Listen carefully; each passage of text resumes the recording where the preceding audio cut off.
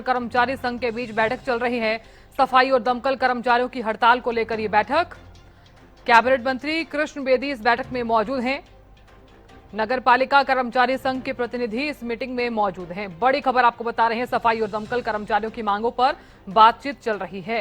हरियाणा सरकार और कर्मचारी संघ के बीच बैठक जारी है। सफाई और दमकल कर्मचारियों की हड़ताल को लेकर ये बैठक। कैबिनेट मंत्री कृष्ण बेदी इस मीटिंग में मौजूद हैं। देखिए, सफाई कर्मचारी कई दिनों से हड़ताल पर बने हुए हैं, अपनी तमाम मांगों पर अड़े हुए हैं और ऐसे में अब तमाम जो उनकी मांगे हैं उन पर बातचीत चल रही है। तो सफाई और दमकल कर्मचारियों की हड़ताल को लेकर ये बैठक चल रही है और इस मीटिंग में कैबिनेट मंत्री कृष्ण बेदी मौजूद हैं।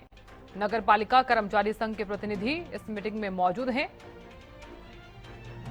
इस बैठक के जरिए देखने वाली बात होगी कि इस बैठक में क्या कुछ निष्कर्ष निकलता है, क्योंकि सफाई कर्मचारियों ने इससे पहले भी कहा कि कई दफा बातचीत हो चुकी है, बैठकें हो चुकी हैं, लेकिन समाधान नहीं हुआ है।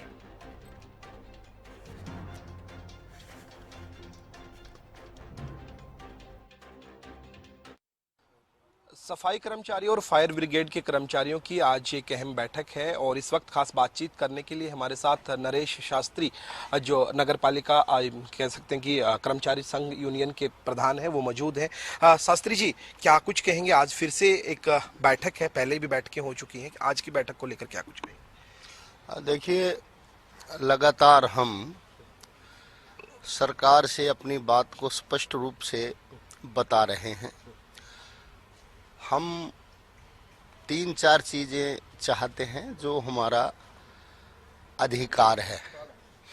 नंबर 1, सफाई कर्मचारी, सीवरमैन, जो पालिका परिषद के अन्य कच्चे कर्मचारी हैं दैनिक वेतनमान पर या पालिका रोल पर, उनको पक्का करना।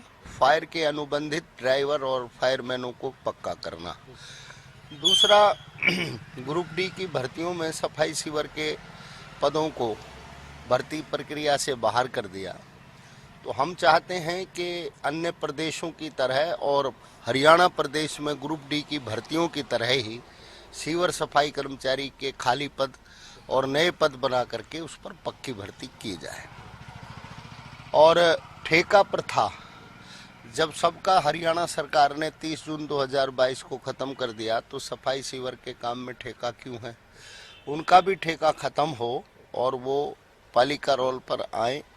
जब तक ठेका खत्म हो, जब तक उनको न्यूनतम वेतन बैंक के माध्यम से मिले, ईएसआई ईपीएफ मिले। और जो फायर के कर्मचारियों का प्रमुख मुद्दा है, भविचंद और रणवीर, जो फरीदाबाद कालका स्टील कंपनी में शहीद हो गए थे, उनके परिवारों को 50-50 लाख रुपए सरकार दे और भविष्य में फायर कर्मचारी के साथ कोई आगजनी के दौरान अप्रिय घटना होती है, उसका अंग भंग होता है या जान जाती है, तो उसके लिए 50 लाख रुपए की पॉलिसी बनाएं और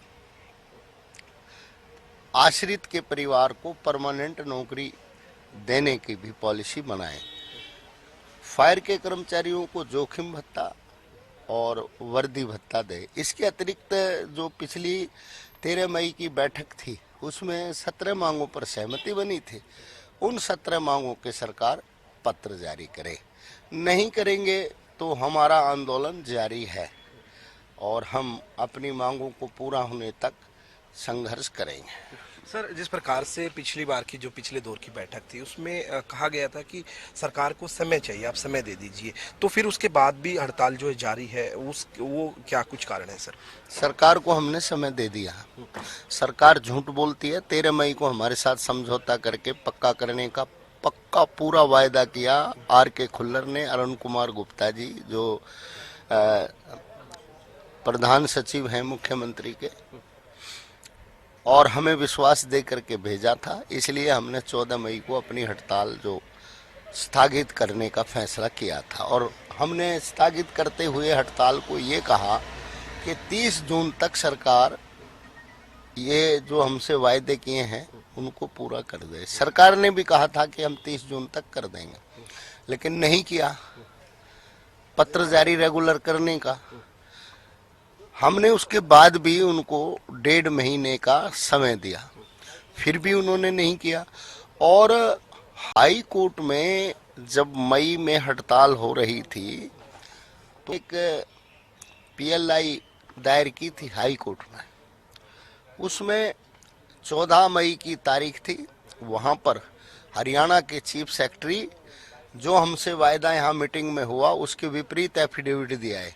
पक्का हम नहीं कर सकते जी, कानूनन प्रक्रिया अपनाएंगे, देखेंगे, विचार करेंगे अन्य सारी मांगों पर। मतलब जो हमसे फैसला था उसके उलट विपरीत वो एफिडेविट वहां दे करके आ गए। इस बात पर यह विवाद और ज्यादा गहरा गया, इसलिए हमने दोबारा से हड़ताल करी है। क्योंकि सरकार की साख पहले किसानों में खत्म हो गई, आम जनता में भी खत्म है। ये गरीब सफाई कर्मचारी बचे थे जो सरकार की कुछ साख मान रहे थे। अब कुछ अधिकारियों ने और नेताओं ने हरियाणा सरकार की जो साख है वो सफाई कर्मचारियों की नज़रों में भी गिरा दी है। और सरकारी कर्मचारी, विशेष तौर पर सफाई कर्मचारी, सरकार को एक झूठी सरकार के तौर पर देखते हैं। इसलिए हम आंदोलन कर रहे हैं और अब हमारा इनके ऊपर से विश्वास उठ गया है। अब तो इस हाथ चिट्ठी दें और उस हाथ आंदोलन पर बात करें। सर, आंदोलन आप चला रहे हैं, हड़ताल चल रही है, लेकिन आमजन को काफी परेशानी जो हो रही है उसको लेकर क्या कहें? भारतीय जनता पार्टी की सरकार को 12 साल पूरे हो गए। 12 साल से हम भूखमरी झेल रहे हैं, कच्ची नौकरी झेल रहे हैं और आए दिन शिविरों में हमारी मौत हो रही है।